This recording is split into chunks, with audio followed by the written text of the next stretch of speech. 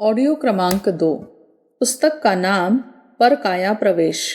लेखक पंडित श्रीराम शर्मा आचार्य। यह क्रिया नई नहीं है। राजा को अपने राज्य की व्यवस्था करने के लिए मंत्री की आवश्यकता होती है। मंत्री अपनी योग्यता अनुसार सारे शासन तंत्र को चलाता है। इसी प्रकार आत्मा की कार्यवाहिनी शक्ति का नाम प्राण है। यह मन से कुछ ऊंची और सुसंस्कारित सत्ता है। यह प्राण शक्ति शरीर के विभिन्न भागों में अंगों में अपनी प्रेरणा से क्रिया उत्पन्न करती है। हमारे शरीर के कलपुर्जों के चलने में जो क्रिया हो रही है वह अद्भुत है। वैज्ञानिकों का मत है कि मनुष्य के शारीरिक और मानसिक कामों को चलाने में इतनी विद्युत शक्ति खर्च होती है जितनी से बड़ा मिल चल सके। मनुष्य की तमाम शक्तियों से संपन्न एक कृत्रिम मनुष्य बनाया जाए तो उसके संचालन में एक बिजली घर की सारी शक्ति लग जाएगी। मृत्यु क्या है? उस बिजली घर का फेल होना। शरीर के तमाम कलपुर्जे बदस्तूर रहते हैं, कोई कहीं से टूटता फूटता नहीं, केवल विद्युत धारा बंद हो जाती है। शरीर की बिजली का क्षेत्र केवल अपने कलपुर्जों तक ही सीमित नहीं है, वरन वह बाहर की वस्तुओं पर प्रभाव डालने और उनसे शक्ति ग्रहण करने का काम भी करती है। एक वैज्ञानिक ने अपने गहरे अनुभव के आधार पर बताया है कि हमारी बिजली का 1/3 भाग कलपुर्जों के चलाने में खर्च होता है।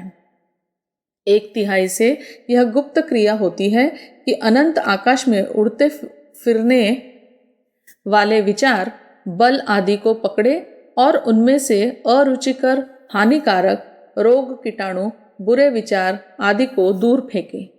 शेष 1/3 बिजली दूसरों पर अपना प्रभाव, प्रत्यक्ष प्रभाव डालने और उनका अच्छा असर ग्रहण करने के काम आती है। इन 3 भागों में से भी प्रत्येक तिहाई की शक्ति असंख्य मार्गों द्वारा खर्च होती रहती है, या यूं कहना चाहिए कि उस पावर हाउस में असंख्य तार लगे हुए हैं और वे भिन्न भिन्न दिशाओं में विभिन्न कार्य करते रहते हैं।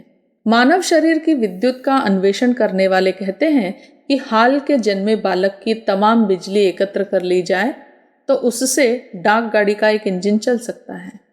बड़े होने पर यह शक्ति बढ़ती है और जो व्यक्ति इसे बढ़ाने की कोशिश करते हैं उन्हें तो और भी अधिक बल मिल जाता है। यह शक्ति पशु पक्षियों के शरीर में भी होती है। भारत के प्रसिद्ध क्रांतिकारी और वैज्ञानिक श्री हंसराज जी वायरलेस ने बेतार के तार का एक यंत्र बनाने में छिपकलियों के शरीर से काफी मदद ली थी। खद्योत अपने शरीर की बिजली को चमकाकर कैसा सुंदर प्रकाश करता है। एक प्रकार की मछली छोटे जल जंतुओं का शिकार करते समय अपनी बिजली का ऐसा झटका देती है कि वह बेहोश हो जाते हैं। बड़े अजगर सर्पों की विद्युत से छोटी चिड़िया और मेंढक मूर्तिवत खड़े रह जाते हैं। भेड़िए को देखते ही भेड़ का भागना तो दूर, उसके मुंह से आवाज निकलना तक बंद हो जाता है। बिल्ली, शेर, बाघ आदि भी अपने शिकार को पकड़ते समय इस शक्ति से काम लेते हैं। उसमें आकर्षण अर्थात निगेटिव और विकर्षण अर्थात पॉजिटिव दोनों ही धाराएं विद्यमान रहती हैं। क्रोधित और रोष में भरे हुए मनुष्य व्यक्ति को सामने देखकर हमारे पांव कांपने लगते हैं, किंतु एक सुंदर स्त्री को देखने के लिए बरबस आकर्षित हो जाते हैं। यह क्या है? यह उन्हीं आकर्षण विकर्षण शक्तियों का प्रभाव है। वेश्याओं के यहाँ बदनामी, धनव्यय, स्वास्थ्य नाश के होते हुए भी लोग जाते हैं। अपनी स्त्री के निकट संपर्क में आने की इच्छा रहती है। सुंदर बच्चों को खिलाने के लिए मन ललचाता है। मित्रों पर सर्वस्व न्यौछावर कर देते हैं। यह सब आकर्षण शक्ति धारा का प्रभाव है। कभी कभी तो यह शक्ति गजब का काम करती है। एक व्यक्ति अपने स्वतंत्र विचार रखता है, वह अपने विरोधी विचार वाले के पास विरोध करने के लिए जाता है, किंतु वहां जाकर कुछ ऐसा प्रभाव पड़ता है कि अपने विचारों को छोड़कर वह दूसरे के विचारों को अपना लेता है और उसी के अनुरूप बन जाता है। कई बार ऐसी घटनाएं देखने में आती हैं कि एक व्यक्ति जिस विषय में कुछ भी रुचि नहीं रखता, उस काम के लिए दूसरे व्यक्तियों द्वारा उसे बहका लिया जाता है और वह उस काम में बहुत दिलचस्पी लेने लगता है। 2 व्यक्तियों के साथ रहने पर यदि प्रेम सच्चा हो तो यह आकर्षण शक्ति इतनी बढ़ जाती है कि एक के बिना दूसरे का जीवन कठिन हो जाता है। प्रेमी के विरह में आत्महत्या कर लेना या पति के साथ सती हो जाना इसी आधार पर होता है। इसी प्रकार विकर्षण शक्ति का असर है। जालिम आदमियों की सूरत देखकर डर लगने लगता है। प्रभावशाली शक्ति के सामने जाकर कई व्यक्ति ठीक तरह से बोल भी नहीं सकते और कुछ का कुछ कहते हैं। अदालतों में हकीमों के सामने बोलने में कई आदमियों का दम फूलता है। क्रोधियों और रूखे स्वभाव के लोगों के पास से जल्दी ही उठ चलने को जी का चाहता है। घृणित कर्म करने वाले और पापियों से दूर रहने की स्वाभाविक इच्छा होती है। विकर्षण शक्ति का गुण अलग हटाना, दूर फेंकना है। यह तो हुआ दैनिक जीवन में स्वाभाविक शक्ति का स्वयमेव होने वाला प्रभाव। विशेष अवसरों पर विशेष शक्ति द्वारा जानबूझकर डाला गया असर इससे भिन्न तथा अधिक शक्तिशाली होता है। यह पहले ही कहा जा चुका है कि हमारे अपने बिजली घर की शक्ति असंख्य अलग अलग तारों में होकर बह रही है। यदि 2-4 तारों में चलने वाला प्रवाह एक ही तार में चालू कर दिया जाए तो वह पहले की अपेक्षा अधिक शक्ति संपन्न हो जाता है, और यदि 10, 20, 50, 40 तारों की शक्ति एकत्र कर ली जाए तो उसी संख्या में और भी अधिक बल मिलेगा।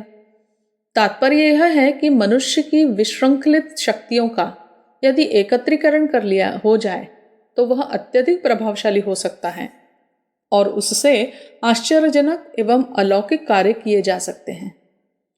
मनुष्य की विशृंखलित विद्युत शक्ति को एकत्रित करने पर उसके अद्भुत परिणाम होते हैं। सूर्य की धूप चारों ओर फैली रहती है और साधारणतः अपना काम करती रहती है, परंतु किंतु यदि एक आतिशी शीशे द्वारा 2 इंच जगह की धूप को एक बिंदु पर केंद्रित किया जाए तो कुछ ही सेकंड में आग चलने लगेगी और उस आग की शक्ति से विशाल वनों को भस्म किया जा सकता है। साधारण तरीके से किसी में हाथ का धक्का मार दिया जाए तो कोई ज्यादा चोट नहीं लगेगी, किंतु हाथ को घूसे की शक्ल में बनाकर और पूरे जोर से खींचकर किसी के मर्म स्थान में मारे तो उसे गहरी चोट पहुंचेगी और वह तिलमिला उठेगा। मानसिक शक्ति की विशेष तैयारी के साथ किए हुए आघात की चोट शारीरिक आघात से कहीं अधिक गहरी होती है। सर्कस के पतले तारों पर नाचने वाले और शरीर को गेंद की तरह उछालने वाले नट नटी यह कहते हैं कि हमने कोई जादू नहीं सीखा, केवल मन को एकाग्र करने का अभ्यास किया है। जिस समय लोग तमाशा देख रहे होते हैं उस समय हमारी निगाह और सारी विचार शक्ति अपने कार्य पर एकत्रित होती है। एकाग्रता की शक्ति महान है। बिखरी हुई शक्तियों का एकत्रीकरण ही शक्तिपुंज है। कल के मोची, चपरासी और आवारे जिनको पेट भरने के भी लाले पड़े हुए थे, आज दुनिया में तहलका मचा रहे हैं। हिटलर, मुसोलिनी, स्टॉलिन के आतंक से सारी पृथ्वी कांप रही है। इन लोगों ने अपनी शक्ति को पहचाना और उसे एकत्रित करके एक ही दिशा में लगाया है। उस दिन नेपोलियन नाम का एक लड़का महान एल्प्स पर्वत के निकट पहुंचा। वह अनंत काल से रास्ता रोके पड़ा था। नेपोलियन ने दृढ़तापूर्वक कहा कि तुम्हें मेरे मार्ग में से हटना पड़ेगा। बेचारा एल्प्स जड़ पदार्थ था, चैतन्य तत्व की गर्मी कैसे सह सकता था। उसे हटना पड़ा और नेपोलियन के लिए जगह देनी पड़ी। लक्ष्मण ने जब धनुष पर डोरी चढ़ाई तो बेचारा समुद्र घबरा गया और रास्ता देने की स्वीकृति देता हुआ हाथ जोड़कर सामने आ खड़ा हुआ। हिंदू इतिहास पुराणों का पन्ना पन्ना ऐसी कथाओं से भरा पड़ा है जिनसे सिद्ध होता है कि मनुष्य अपनी इच्छा शक्ति और एकाग्रता के बल पर दूसरों को शाप वरदान दे सकता है, उनका भला बुरा कर सकता है, उनके मन में अपने विचारों को प्रवेश करके इच्छानुसार काम करा सकता है।